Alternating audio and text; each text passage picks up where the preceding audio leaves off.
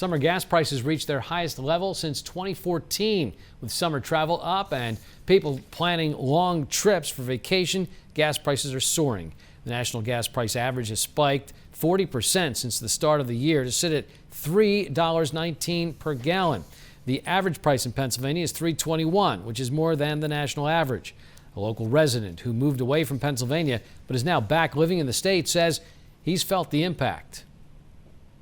When I moved out of state, gas prices cost me about $100 to move about 300 miles. And then moving back down to Pennsylvania, it cost us about double that, about $200 just for gas prices. It's a pretty big spike within a 6-month period, in my opinion. AAA says drivers could see prices increase another 10 to 20 cents through the end of August. Carbon County residents should expect to see the adult spotted lanternfly either this week or next. Pennsylvanians have been trying to fight off the invasive insect species and keep it from feeding on local agriculture like hardwood and fruit trees. Adult spotted lanternflies are already emerging in the Lehigh Valley. Local naturalists say Carbon County should be seeing them soon. Here at the Environmental Center, we always tell people to be nice to the bugs. Everybody has a job. But these guys seem to be so invasive and so problematic that this is one of the only bugs that we can ever remember saying, if you see an adult now on the ground, squash it. That's the only thing that we can do right now. There are commercial traps, there are tapes and so forth, but each one of them is problematic in its own right. Some experts estimate spotted lanternflies feed on about 70 varieties of plant species in our area, including crops like grapes and hops. And the National Weather Service was also on the ground investigating damage near the Berks and Lehigh County lines. This barn on Golden Key Road in Weisenberg Township had part of its roof nearly torn off by the heavy winds, and nearby several trees taken down with power lines blocking the road. Over on Ponderosa Court in Lynn Township, more tree branches scattered in yards along with downed wires waiting to be fixed. The impacts of a high Lehigh River were felt up near Whitehaven, too. Take a look at Tannery Road near the Lehigh Tannery Historic Site. The flooding was so powerful it actually caused edges of the road to break off. Borough officials urge drivers to be cautious while traveling on these roads over the next several days. Palmerton Area School District teamed up with St. Luke's Lehighton campus to hold a COVID-19 vaccine clinic this afternoon. St. Luke's provided the Pfizer vaccine for students, teachers, and their families inside the Palmerton High School gym.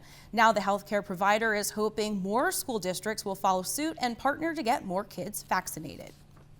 I think it's super important that school-age students do get vaccinated. If we're ever going to be able to take these masks off and not spread this COVID, we need to get vaccinated.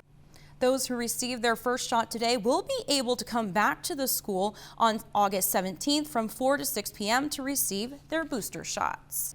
Weekend warriors embrace a backyard sport and turn it into a professional charity event. For the last year, Coalcracker Cornhole has been turning the backyard game into competitive and social leagues. This past weekend, they raised money for kids with type 1 diabetes to attend a special week-long camp just for them. One of the tournament directors has a daughter who was diagnosed at the age of 6. Cenobate is unbelievable with our children. They teach them about diabetes. At the camp they have doctors, nurses on staff, and they're all volunteers. They come in, and like I said before, they help our children, you know, with coping with diabetes. The camp is like most camps, but also teaches kids how to check their blood sugar, inject insulin, and independently manage their disease. The cornhole players competed for cash prizes. Several of the winners even donated their prize money back to Camp Cenobate. And it was a cruise for charity over in Schuylkill County on Saturday afternoon. The Anthracite region of the Antique Automobile Club of America held a benefit car show at Heisler's Dairy Bar near Tamaqua. The group says it's a great spot to attract people from all over the county. Whether it's Pottsville or Orwigsburg or St. Clair or whatever, people that just want to come out and have a good time, bring their cars, show their cars, and meet like-minded people. Proceeds from the event benefited Avenues, an organization which provides social services for people with intellectual and physical disabilities.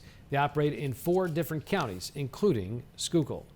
Well, we've had quite a rainy night outside. Tomorrow's going to be, I guess, even rainier. Yeah, same weather, different day. And then tomorrow night, it's going to get pretty bad. Let's look at our mountain forecast the next 3 days. Our weather shot is courtesy of, I hope we got the information for this one because it does show the entire day today.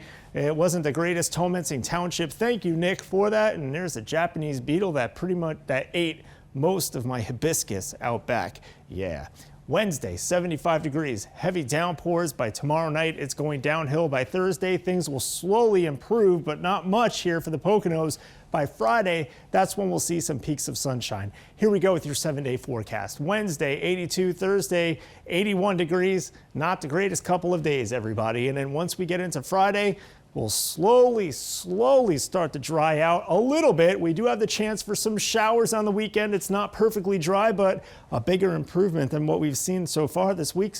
And then once we get into next week, highs in the 80s with some sunshine. Not too bad of a forecast, George. No, it's looking like a pretty good end to summer there. Yeah, absolutely. All right, Dave, thanks. It is time now for sports. Mark McKeon's here with Blue Mountain League playoffs. Yeah, trying to keep the season going, trying to stay alive. The Yankees look to close out the Falcons in their best-of-3 quarter-final series. We'll have the highlights from that. Plus, this week's race report is next.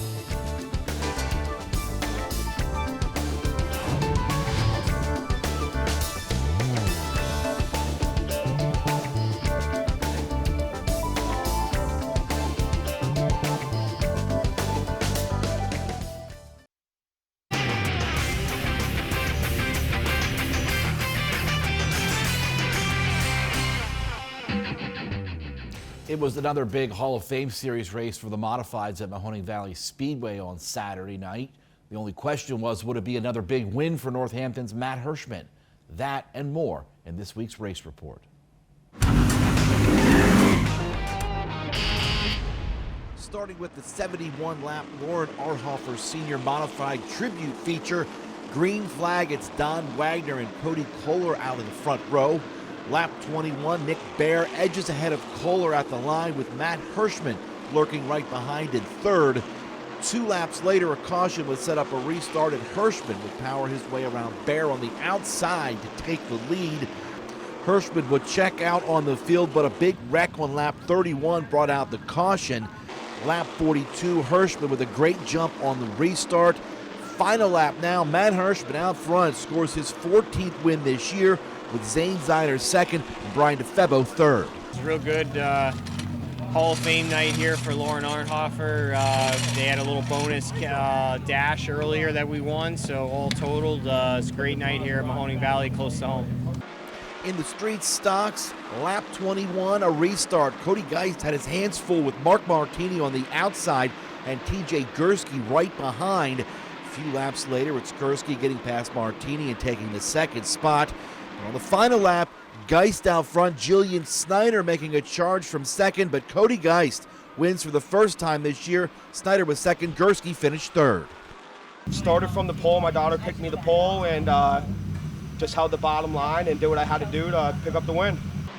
In the hobby stock feature, it was Justin Merkel out front for the first 24 laps of the race until a caution flew. That would set up a shootout to the finish between Merkel and Corey Edelman, and it's Edelman just edging out Merkel at the finish to pick up the victory. Started off decent, started 9th, worked my way up through and won on the last lap. Also winning at Mahoning Valley Speedway was Brody George in the future rookie hobby stocks. The Yankees will face the Orioles in the semifinals. That starts tomorrow. Unfortunately, the Giants lost to the Royals, so their season comes to an end in the playoffs. All right, Mark, thank you. Finally, a unique cultural celebration goes off without a hitch in one part of Carbon County over the weekend.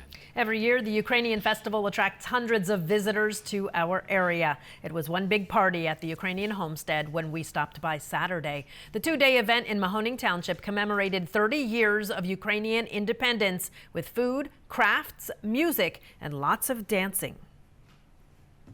I think it's important for us that we're here and that we perpetuate our culture, the Ukrainian traditions, and we pass that along also to our children and to the grandchildren. Last year's event had to be scaled down due to the pandemic, so organizers were excited to have everyone back to celebrate in full force this weekend. And that is the Valley Report for tonight. For Bob and Dave and the rest of the news team, I'm Marie Johns. And I'm George Roberts. News 13 continues tonight at 10 with the Night Report, only on cable. We'll see you then.